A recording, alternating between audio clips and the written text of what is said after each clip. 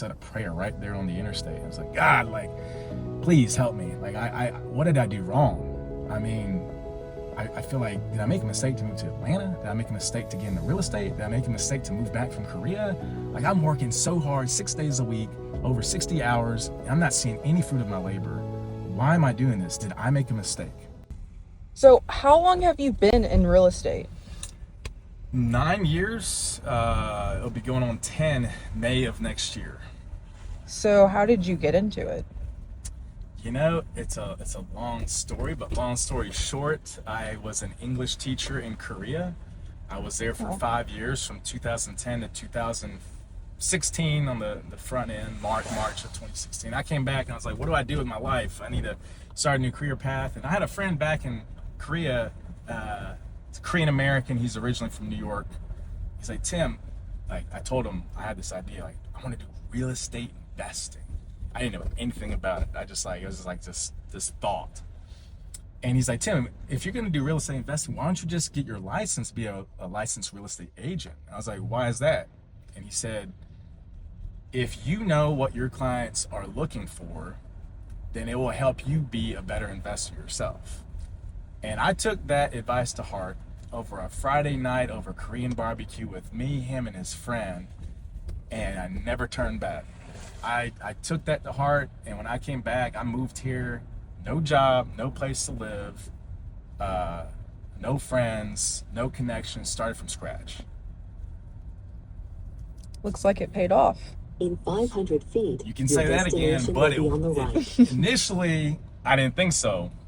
It was really hard. In fact, probably the first 2 years of my real estate career were the most challenging years of my life. And I almost gave up, and I'm glad I didn't, which is funny because, like, literally, I think the time I was about to give up, I was crying going home from a failed listing appointment. And what I mean by failed is I can tell in their face that they already didn't want to work with me. They weren't impressed with my presentation. And I just went home crying. And I was on the Interstate 85 heading north. This is all the way from McDonough. So I was already, like, running around all over Metro Atlanta, like places I don't normally consider myself, you know, an expert at in those locations. And I just, like, said a prayer right there on the interstate. I was like, God, like, please help me. Like, what did I do wrong? I mean, I feel like, did I make a mistake to move to Atlanta? Did I make a mistake to get into real estate? Did I make a mistake to move back from Korea? Like, I'm working so hard, 6 days a week, over 60 hours, and I'm not seeing any fruit of my labor. Why am I doing this? Did I make a mistake?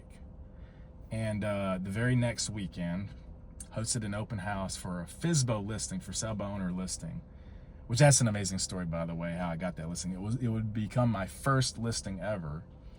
And it was there that a lady came through the open house, looked at it, got feedback. She wasn't really interested. Gave her my business card. That was it, or so I thought.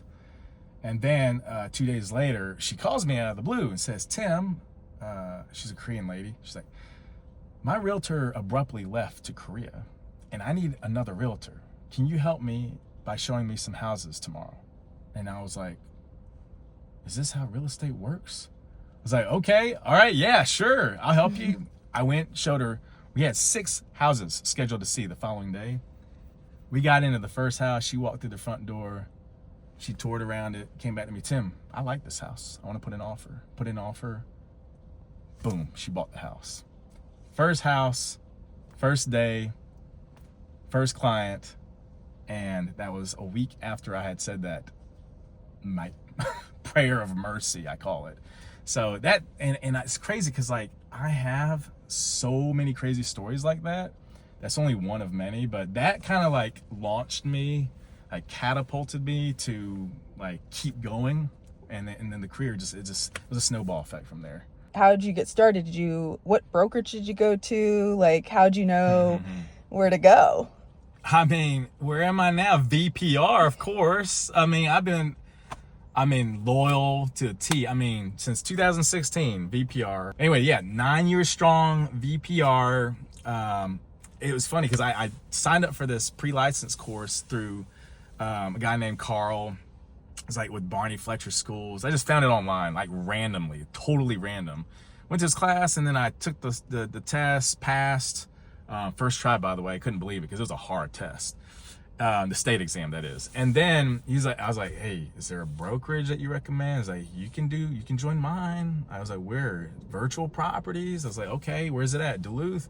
It's like, yeah, okay, I live pretty close, so why not? And he just recommended it, so I was like, I'm gonna go for it. So I went, and I was like impressed. At that time, there was like so different. Like we had 1,900 agents versus 5,000 now. We had like 4 brokers versus like 15 now. And one broker, she's like, you're gonna love this brokerage. I signed up, and then I got connected really quickly with people in the office, and that was when I realized this is the place for me, because it felt like family. You want to feel connected. You want to feel like you belong if you're gonna keep working for somewhere. So yeah, I hadn't turned back since.